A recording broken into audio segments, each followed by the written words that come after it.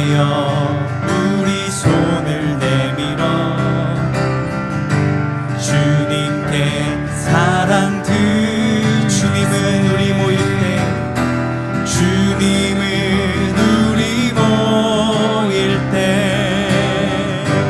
늘 임하시는 주 맘과 뜻 다해 주를 높이세 주님은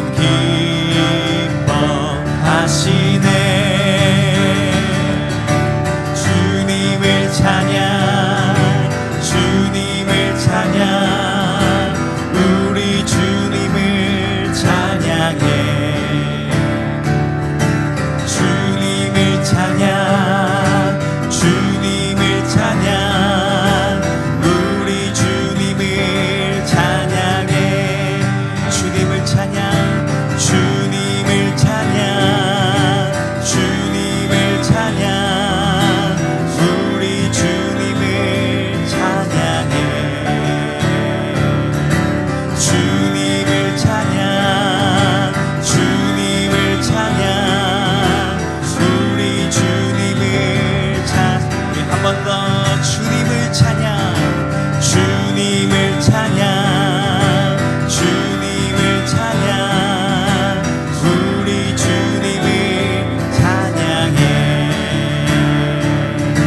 주님을 찬양 주님을 찬양 우리 주님을 찬양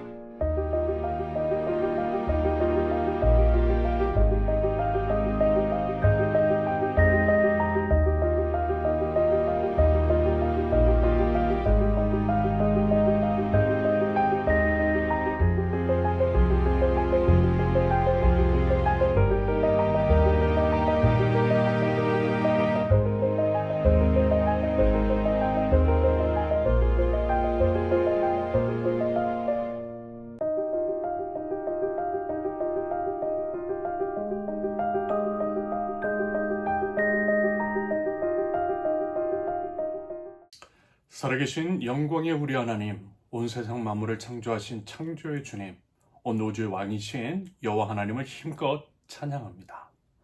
마음과 뜻과 정성을 다해 전심과 진심으로 목소리로 악기로 몸짓으로 우리 하나님을 찬양합니다. 우리만이 아니라 모든 이웃과 만물이 하나님을 찬양하고 그리하여 물이 바다를 덮음 같이 하나님을 찬양하는 소리가 온 땅 가운데에 가득하기를 기도합니다. 그것을 위해서 쓰임받는 하나님 나라 백성 우리 되기를 바라고요. 특히 우리 세우는 교회를 통해서 더욱더 하나님께서 찬양받으시기를 축원합니다. 성경은요 이렇게 말씀해요. 하나님께서 우리를 지으신 목적입니다. 이사야 43장 21절 이 백성은 나를 위하라고 내가 지은 백성이다. 그들이 나를 찬양할 것이다. 우리는 하나님을 위하라고 하나님께서 지은 백성. 그러므로 하나님의 말씀처럼 하나님을 찬양하는 것이 마땅합니다. 하나님을 찬양한다라고 하는 것은 하나님께 영광을 돌린다라는 것입니다. 하나님께 영광을 돌린다라고 하는 것은 모든 것이 하나님으로부터 비롯된 것이라는 신앙적 고백입니다. 나된 것은 하나님의 은혜라고 하는 말과 일맥상통하는 표현인 거죠. 우리의 어떠함을 부인하고 오직 하나님께 모든 공로를 올려드리는 것, 그것이 바로 하나님께 영광을 돌리는 것입니다. 그래서요, 성경 또한 이렇게 말씀하고 있어요. 이사야 43장 7절 나의 이름을 부르는 나의 백성, 나에게 영광을 돌리라고 창조한 사람들, 내가 빚어 만든 사람들 모두 오게 하여라 하고 말하겠다. 방금 앞서 하나님을 찬양하게 하시기 위해서 창조하셨다고 했어요. 그러면서 지금 이 말씀에서는 하나님께 영광을 돌리기 위해 창조하셨다라고 하십니다. 그러므로 하나님께 영광을 돌리는 것이 하나님을 찬양하는 것이고요. 하나님을 찬양하는 것이 하나님께 영광을 돌려드리는 것이라는 거죠. 결국 그 둘은 같은 의미입니다. 그렇다면 여러분, 우리가 이제 인생을 잘 사는 것, 성공적인 인생을 사는 게 뭐겠어요? 예를 들어 마이크는 소리를 증폭시키기 위해서 만든 도구죠. 그것이 마이크를 만든 목적이라는 것입니다. 그러므로 마이크가 마이크 될 수 있는 것, 마이크가 마이크로서 성공한 것은 그것을 만든 목적에 맞춰 소리를 확대해서 멀리 혹은 크게 전달하는 것. 그것이 이제 마이크로서의 성공적인 쓰임새일 것 같아요. 마찬가지라는 것입니다. 하나님을 찬송하라고 하나님께 영광을 돌려드리라고 창조된 우리가 하나님을 온 삶으로 찬양하고 하나님께 영광을 돌려드릴 때에 하나님께서 우리 칭찬하세요. 잘하고 있다. 창조 목적대로 잘 살았다. 라고 하나님께서 말씀하실 것입니다. 그것이 바로 성공적인 인생이라는 거죠. 그래서 여러분, 우리 인생이요, 부디 성공적일 수 있기를 바랍니다. 온 삶으로 우리 하나님을 찬양하는 인생 되자라는 거예요. 하나님께 영광 돌려드리는 인생. 하나님께서 기뻐 받아주시고 하나님께서 인정해 주시는 저와 여러분들의 모든 삶이 되실 수 있기를 기대합니다. 그러면서 하나님께 영광을 돌려드리고 하나님을 찬양하는 것, 그것의 구체적인 표현이 뭐겠어요? 그것은 다름 아닌 예배인 거죠. 지금 우리가 이렇게 드리고 있는 예배가 하나님을 찬양하는 것이요, 하나님께 영광을 돌려드리는 구체적인 행위입니다. 오직 하나님께만 시선을 맞추고 하나님께서 행하신 일들을 기억하며 그 일들에 대해서 소리를 높여 감사와 찬양을 올려드리는 것. 이 모든 것들을 통해 하나님께 영광을 돌려드리는 것, 그리고 그것에 집중된 시간, 그게 바로 예배인 거죠. 그렇기 때문에 우리는 수시로 이렇게 매주 모여서 하나님을 예배함이 마땅합니다. 그리고 이제 그렇게 예배해야만 하는 이유, 우리가 이렇게 모여서 함께 예배해야 되는 큰 이유 중 하나는 이런 것이겠죠.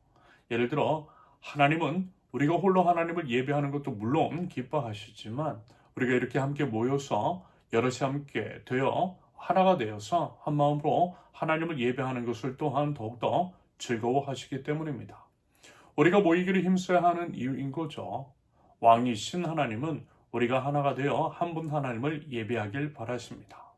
그러므로 사랑하는 우리 선운교회 성도 여러분, 우리 함께 모여 하나님을 예배할 수 있기를 바랍니다. 특히 그날 마지막 때 예수님의 이제 재림의 때가 가까울수록 우리 더욱 그리할 수 있기를 기대합니다. 히브리서 10장 25절, 어떤 사람들 습관처럼 우리는 모이기를 그만하지 말고 서로 격려하여 그날이 가까워 오는 것을 볼수록 더욱 힘써 모입시다. 여러분, 하나님의 명령입니다. 그날이 가까워 오는 것을 볼수록 어쩌면 그날이 가까워 오면서 더욱더 믿음을 지키기가 쉽지는 않을 텐데요. 그렇기 때문이라도 더더욱 힘써 모여서 하나님을 예배하자라는 것입니다. 하나님께서 행하신 일들을 우리 함께 기억하자라는 거예요. 우리 한 마음으로 하나님께 이제 감사를 드리며 하나가 되어서 우리 하나님을 찬양하고 모든 영광 하나님께 올려드리며 예배할 때에 우리 예배를 기뻐 받아주실 것입니다. 설령 우리에게 이제 어려움과 고난이 찾아와도요, 그것을 이겨낼 힘을, 공동체적인 능력을 우리에게 부어주실 줄로 믿습니다. 부디 그렇게 하나님께서 받으실 만한 합당한 예배를 힘써 올려드리는 저와 여러분들, 수시로 하나님을 예배하고 주기적으로 하나님을 예배하며 절기 때마다 하나님을 예배할 줄 아는 예배자, 하나님께서 찾으시는 예배자 저와 여러분들이실 수 있기를 바랍니다. 지금 나누고 있는 다윗은요, 말하자면 그와 같은 예배자였어요. 틈만 있으면 하나님을 예배하는 사람, 구실만 있으면 하나님을 힘써 예배했던 사람, 하나님을 전심과 진심으로 사랑하는 사람, 하나님의 마음에 합한 사람 다윗이었습니다. 그 전에 먼저 여러분, 역대기를 나눌 때 이런 말씀을 드렸죠. 역대기를 역사서라고 했어요. 역사를 잊은 민족에게 미래는 없다라고 했습니다. 그러므로 희망을 꿈꿀 수 있는 미래를 위해서는 역사를 알아야 한다라고 했습니다. 역대기를 지은 이유가 그것과 결코 무관하지 않다라는 말씀을 드렸어요. 말하자면 이와 같은 이유로 포로 귀환 후 유다 백성을 위해서 지은 책 이스라엘의 역사책인 역대기입니다. 역대기는 그와 관련된 내용을 다루고 있다라고 말씀을 드렸죠. 그래서 역대기는 이스라엘 백성이 과거와 같은 죄를 반복하지 않기 위해서 그들이 이제 죄악에 대해 하나님으로부터 심판을 받은 이유에 대해 이야기하고 있다라고 했어요. 그러면서 심판을 받은 이유, 하나님을 배반한 것, 우상 숭배였다라고 역대기는 분명하게 명시합니다. 그것을 통해 하나님께 돌아가야 함을, 하나님께 돌아가서 하나님만을 예배해야 함을, 우리 예배를 받으실 분은 오직 하나님 한 분밖에 없음을 역대기는 분명하게 말씀하고 있다라고 했습니다. 그러면서 이제 하나님을 사랑하는 방법, 하나님 사랑에 대한 구체적인 표현으로서의 예배를 말씀하고 있다라고 했어요. 예배의 회복에 대해서 말씀하고 있고요. 그래서 예배와 예배의 장소인 성전, 예배를 집례하는 제사장과 레위인에 관한 이야기, 그리고 예배의 방식에 대해서 여러 장을 할애해서 언급하고 있다라고 하는 말씀을 드렸어요. 왜요? 그것이 핵심이니까. 그것이 이제 제일 중요하니까요. 그것이 바로 하나님께서 우리 인간 모든 만물을 창조하신 목적이니까. 그것을 준수하지 않았던 것이 다름 아닌 이스라엘 패망의 주요한 원인이요 회복해야 할 모든 것이며 그래야만 그들에게서 희망을 꿈꿀 수 있는 미래를 기대할 수 있기 때문입니다. 여러분 그래서요 그 이야기하고 있어요. 예배에 관한 이야기하고 있어요. 특별히 하나님께서 기뻐하시는 예배자 다윗을 통해 다윗의 삶과 다윗의 이야기를 통해 그것을 가시적으로 보여주고 있어요. 예배 그리고 예배자의 자세는 이러해야 한다라고 말씀하고 있는 거죠. 하나님을 어떻게 예배해야 하는지, 우리 하나님에 대한 자세는 무엇이며 하나님을 예배하는 것이란 무엇인지 등등에 대해서 다윗과 다윗의 삶을 통해 말씀합니다. 여러분 그 관점으로 역대기를 특히 다윗의 이야기와 그 이야기 안에 포함된 예배 이야기, 예배에 관련된 이야기를 유의하면서 보시면 되겠습니다. 그래서 보세요. 지난 11일 수요일 본문에서는 예배의 방법에 관해서 나누었어요. 베레스 우사라고 하는 사건. 다시 말해서 과거 사울이 블레셋과의 싸움에서 패한 뒤 빼앗겼던 하나님의 궤, 하나님의 임재를 상징하는 하나님의 궤가 블레셋에 빼앗긴 적이 있지요. 하지만 블레셋은 그로 인해서 저주를 받게 되어 그들은 두려움에 떨며 하나님의 궤를 다시금 이스라엘 땅으로 되돌려 보냅니다. 하지만 그 궤가 아직은 다윗성으로 오지 않았어요. 기럇 여야림이라고 하는 곳에 머물러 있었다라고 했습니다. 그래서요. 이스라엘 왕이 된 다윗이 하나님의 궤를 다시금 다윗성으로 모셔오고자 했던 것입니다. 다윗은 분명히요. 하나님을 향한 순전한 마음, 사랑과 충성에 따른 그 마음으로 그렇게 하고자 했던 것이었어요. 그러면서 다윗은 자기 딴에 어떻게 해요? 가장 좋은 방법을 구상했어요. 예를 들어 한 번도 끌어보지 않은 새 수레, 지금으로 말하면 새로 뽑은 차를 보내서 하나님의 궤를 모시고 오려고 했습니다. 그것이 이제 자기 생각으로는 최선이었던 거죠. 하지만 다윗성으로 오는 도중에 어떻게 해요? 갑자기 하나님의 궤를 실은 수레를 모는 소들이 날뛰는 바람에 하나님의 궤가 떨어지려고 했고 그것을 막으려던 우사라고 하는 사람이 손을 내밀어서 하나님의 궤를 붙들었다라고 했습니다. 그러자 하나님의 저주를 받아 우사가 죽임을 당한 거예요. 그 사건을 뭐라고요? 베레스 우사라고 한 거죠. 도무지 이해할 수 없는 일, 참으로 무섭고 두려운 일이 발생했던 것입니다. 다윗도 그러하고요. 모든 백성이 도무지 그 이유를 알 수가 없었습니다. 이후인지 13일 금요일 본문에서는 이 끔찍한 사건의 전말, 왜 이와 같은 일이 벌어졌는지에 대해서 나오죠. 성경은 그와 같은 일이 발생한 이유로서 이렇게 말씀합니다. 원래 하나님의 궤는 옮기는 방법이 있다라고 말입니다. 소가 아니라 수레가 아니라 오직 레위인들이 어깨로 옮겨야 한다라고 말입니다. 다른 것도 필요 없어요. 아무리 좋은 것도 필요 없어요. 오직 레위인의 어깨로 옮겨야 한다라는 것입니다. 그것이 바로 하나님의 법, 하나님의 방법이라는 거예요. 하나님께서 받으시는 예배의 방법이라는 것입니다. 그런데요, 다윗은 그것을 지키지 않았던 거예요. 하나님의 법에 대해서 무지했던 거죠. 무지에 따른 바르지 않은 예배였습니다. 다윗은 그저 자신이 좋을 것이라고 생각하는 방법대로 했어요. 새 수레로 옮기면 되는 거 아니냐고. 요즘 같으면 새로 뽑은 고급차로 옮기면 하나님께서 좋아하실 것이라고 자기 식대로 생각했던 것이고 자기 식대로 하나님을 예배했던 것입니다. 여러분, 우리도 그렇지 않습니까? 우리 마음대로 하나님을 예배하는 게 있지 않나요? 하나님께서 원하시는 방식이 아니라 자기 마음대로 하는 것이 분명 있더라는 것입니다. 정확한 하나님의 뜻에 따른 예배도 아니고요. 일상의 삶도 아니고요. 그저 그럴 것이다. 어림짐작해서 예배해요. 또 그렇게 살고 있어요. 그러면서 하나님 나라 백성이래요. 그런데 여러분, 그게 과연 맞아요? 하나님께서 과연 이와 같은 것들을 받으시겠냐라는 것입니다. 여러분, 우리도 그랬잖아요. 내가 원하는 것은 시간 약속 지키는 것이라고 분명하게 이야기를 했는데 시간 약속은 지키지 않아요. 그러면서 자기 마음대로 나한테는 필요도 없는 것, 선물이라고 주면서 자기 할 일 다 했다라고 하면 과연 누가 좋아하겠느냐라는 것입니다. 그럼요, 더 기분 나쁘죠. 말하자면 이런 것일 수 있어요.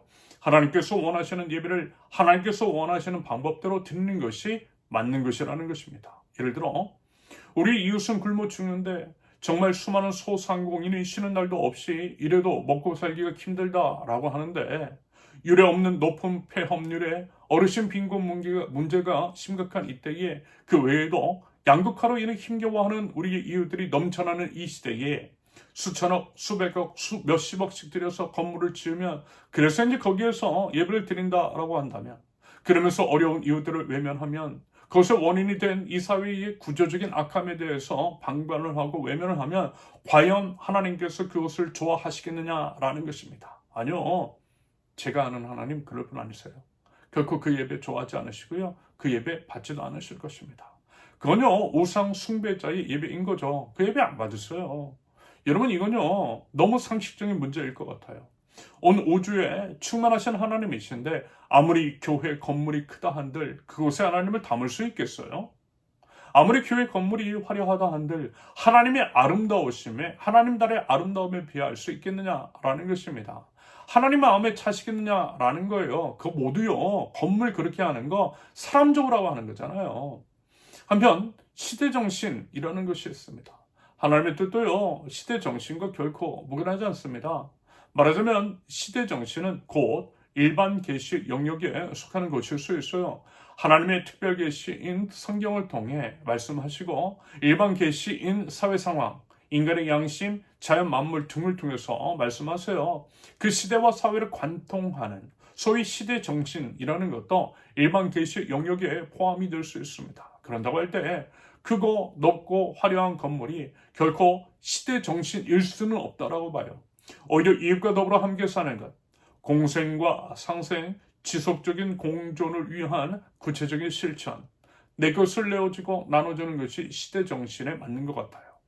기후 위기의 상황 속에서 자꾸만 뭔가를 부수고 새로 짓는 것이 아니라 이미 있는 것들을 아껴 쓰고 나눠 쓰는 것, 공유해서 사용하는 것이 시대 정신이고 하나님께서 지금 우리들에게 말씀하시는 것일 수 있다라는 거예요. 그것이 바로 하나님의 뜻이며 하나님께서 받으실 만한 예배일 수 있다라는 거죠. 아울러 예수님께서는 분명 이렇게 말씀하셨죠. 요한복음 4장 23절 참되게 예배를 드리는 사람들이 영과 진리로 아버지께 예배를 드릴 때가 온다. 지금이 바로 그때다. 아버지께서는 이렇게 예배를 드리는 사람들을 찾으신다. 여러분 하나님께서 이렇게 예배를 드리는 사람을 찾으신대요. 어떻게 예배하는 사람이요? 영과 진리로 예배하는 사람. 영으로 예배한다라고 하는 것은 전심으로 마음을 다해서 예배한다라는 것입니다. 하나님께 시선 두고 하나님만 바라고 하나님만 예배한다라는 거예요. 딴 생각하지 않는다라는 거예요. 하나님 생각만 한다라는 거예요. 하나님께 귀를 기울인다라는 것입니다.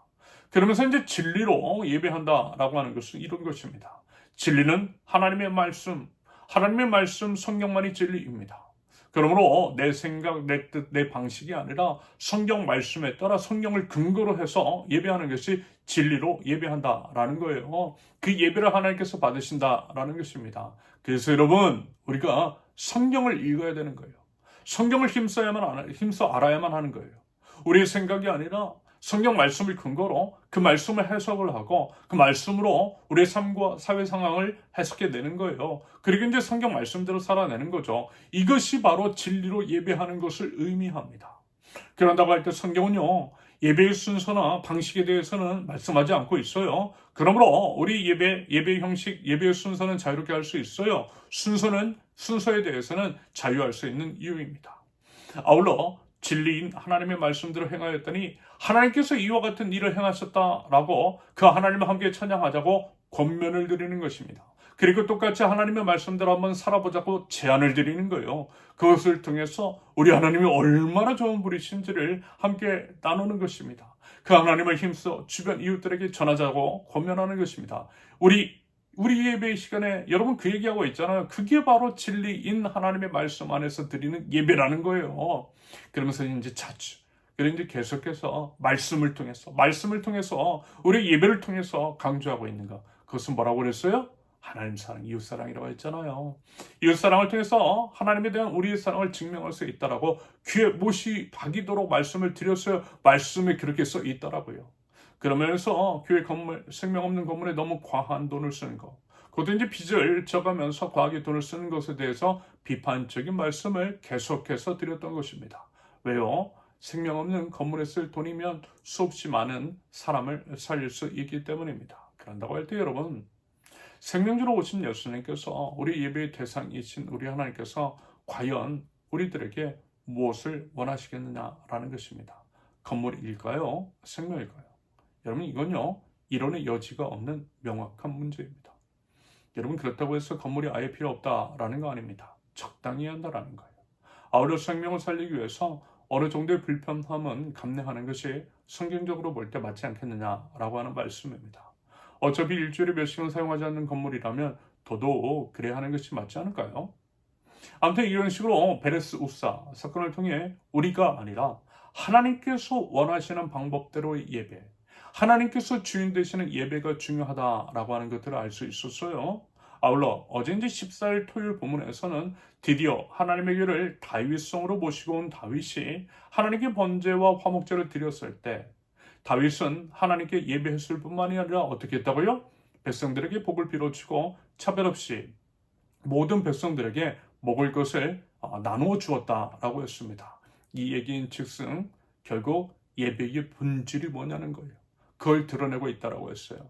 반복되는 이야기입니다. 하나님 사랑, 이웃 사랑. 하나님을 예배하는 자는 필연적으로 뭐라고요? 이웃을 섬기는 것이 마땅하다라는 것입니다.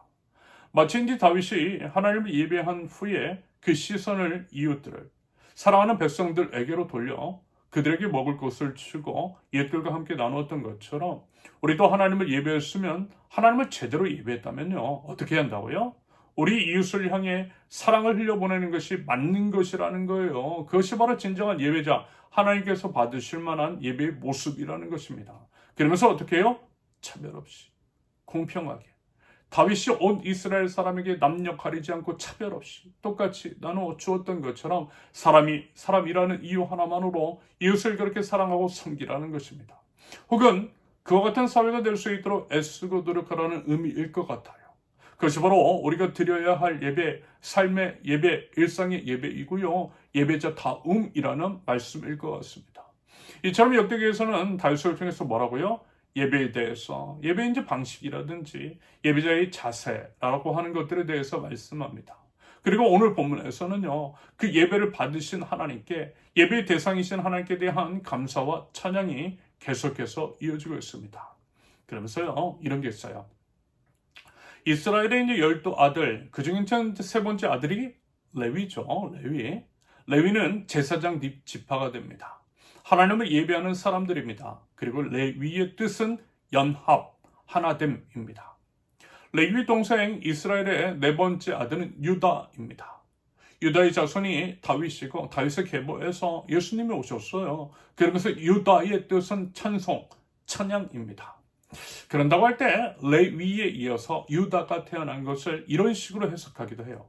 레위, 즉 하나님 나라의 백성이 하나가 되고 연합할 때 비로소 유다, 하나님을 찬송하게 된다는 거죠.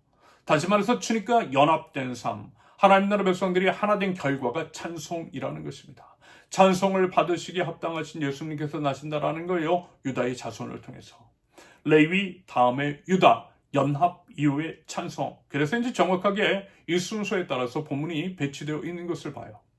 방금 전에 말씀을 드렸던 어제 14일 토요일의 본문, 즉 다윗이 하나님을 예배함으로써 하나님과 연합이 되고 하나님을 예배하듯 살아가는 백성들에게 복을 빌어주고 나눠줌으로써 이웃과 하나가 된 다윗.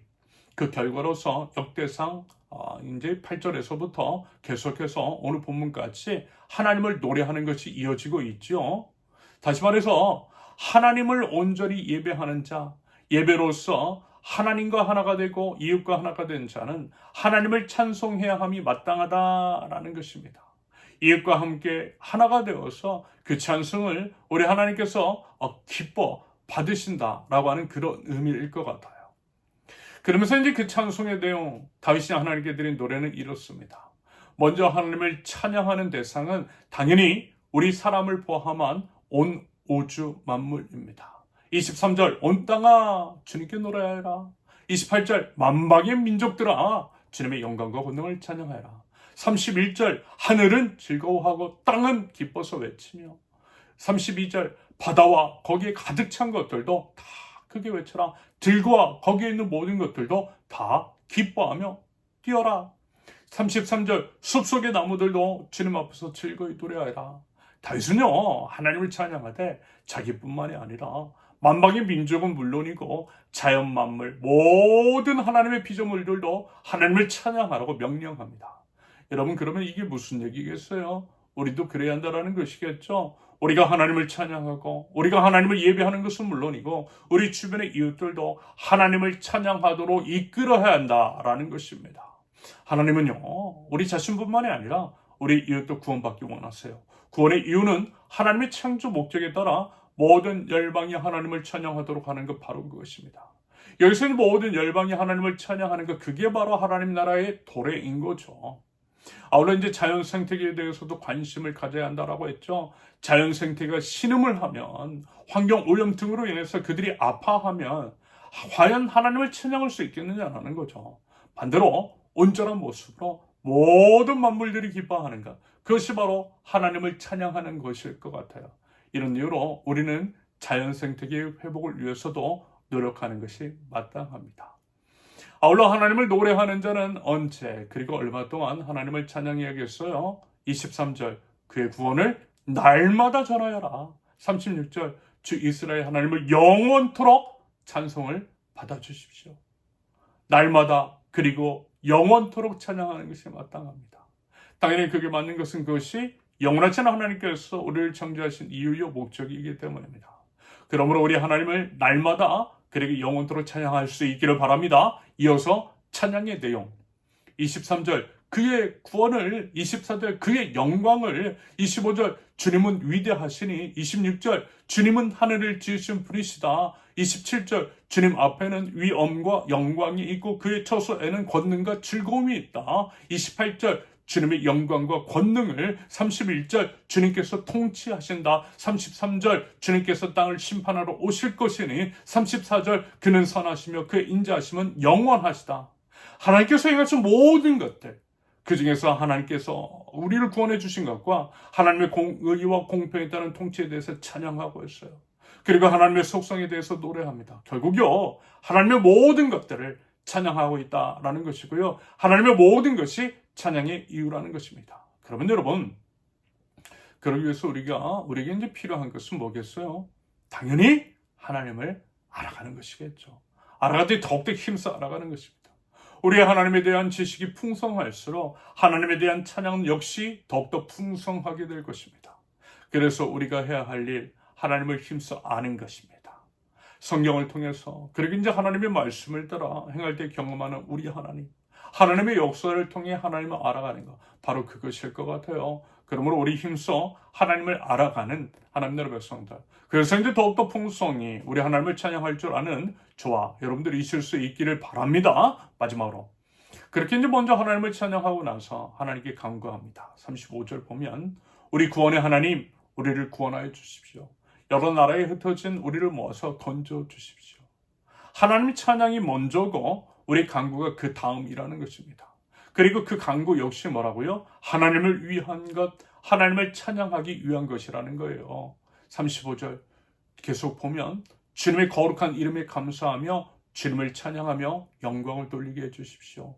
주 이스라엘의 하나님 영원토록 찬송을 받아주십시오. 결국 이와 같은 찬양, 어떤 의미로는 기도의 구조가 정확하게 이런 패턴을 따르고 있더라는 거예요. 하나님을 찬양하고 내 간구를 드리고 다시 또 하나님을 찬양하는 것. 하나님 찬양으로 시작하고 하나님 찬양으로 마무리가 되며 결국 모든 것이 하나님 찬양에 초점이 맞춰 있다라는 것입니다. 그것은요, 예수님께서 하나님께 드렸던 기도, 기도의 모범이라고 할 수 있는 주기도문의 패턴과도 일치합니다. 또한 먼저 하나님의 나라와 하나님의 의를 구할 때, 다시 말해서 우리 하나님을 찬양하고 하나님께 모든 영광을 돌려드릴 때에 이 모든 것, 우리가 이제 구하지 않은 것들까지도 베풀어 주신다라고 하는 그 믿음에 따른 고백일 것 같아요. 결국 초점은 하나님이십니다. 결국 초점은 하나님 찬양이고 하나님께 영광을 돌려드리는 것, 바로 그것입니다. 여러분 어떻습니까? 우리의 삶, 우리 예배, 우리의 찬양, 우리의 기도, 우리의 모든 것 하나님을 향해 있는 것인지, 바라기는 하나님께 드려야 할 노래, 마땅한 찬양을 우리 입술과 우리 모든 삶으로 올려드려 하나님께서 기뻐 받으시는 저와 여러분들, 하나님께서 받으실 만한 우리 모든 삶의 예배가 될 수 있기를 예수님의 이름으로 축원합니다. 함께 기도합니다. 살아계신 영광의 하나님을 찬양합니다. 모든 만물 우러 하나님을 바라봅니다. 날마다 그리고 영원토록 하나님의 구원과 하나님께서 행하신 놀랍고 위대한 일들을 소리 높여 노래하겠습니다. 물이 바다를 덮음같이 하나님을 찬양하는 소리가 온 땅과 온 하늘, 온 우주 가운데 가득하게 하옵소서. 하나님의 선하심과 인자하심을 노래하며 찬양받기에 합당하신 여호와 하나님의 이름을 높이 올려드리오니 하나님 이 찬양을 받아 주시옵소서. 저희가 하나님을 찬양하고 노래할 때에 주변의 모든 이웃들이 귀 기울여 듣게 하시고 선하시는 하나님을 알게 하옵소서. 하나님의 구원을 경험하게 하옵소서. 그리하여 모든 이가 주님께로 돌아와 함께 찬양하게 하옵소서. 즐거이 그리고 큰 소리로 찬양하게 하옵소서. 하나님, 저희들 저희 마음대로 하나님을 예배하지 않겠습니다. 하나님께서 말씀하신 대로 하나님의 방법대로 하나님을 예배하겠습니다. 하나님을 먼저 사랑하고 하나님을 사랑하듯 이웃을 사랑하고 섬기겠습니다. 이웃을 사랑하되 차별 없이 모든 이웃을 공평하게 사랑하겠습니다. 모든 사람이 사람으로서의 존엄을 존중받게 하는 세상을 만들어 나가겠습니다.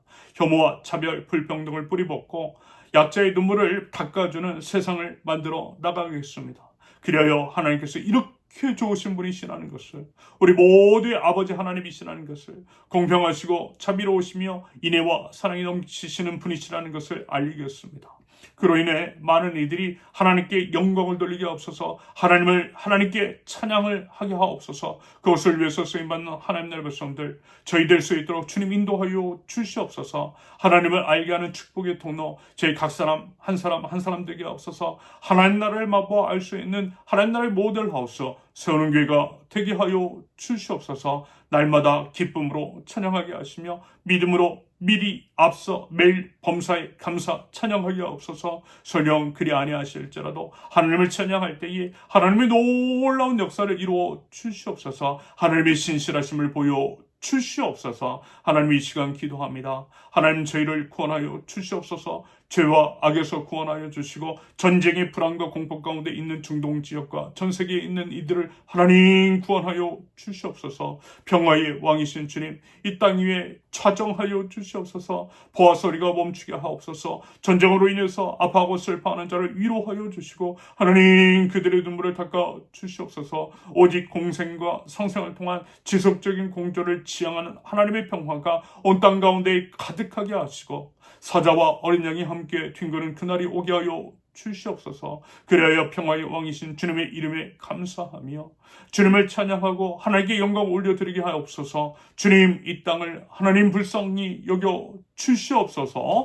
이제는 우리 주 예수 그리스도의 은혜와 아버지 하나님의 극진하신 사랑과 성령님의 광마 감동 교통하심이 왕이신 하나님을 날마다 그리고 평생을 노래하며 나가는 하나님 나라 백성들 위해 이제부터 영원토록 함께 하시기를 간절히 축원합니다. 아멘. 감사합니다. 모든 예배를 마쳤습니다. 이번 한 주도요, 하나님을 힘써 찬양하며 살아가는 저와 여러분들 모두 되실 수 있기를 바랍니다. 감사합니다. 사랑합니다. 축복합니다.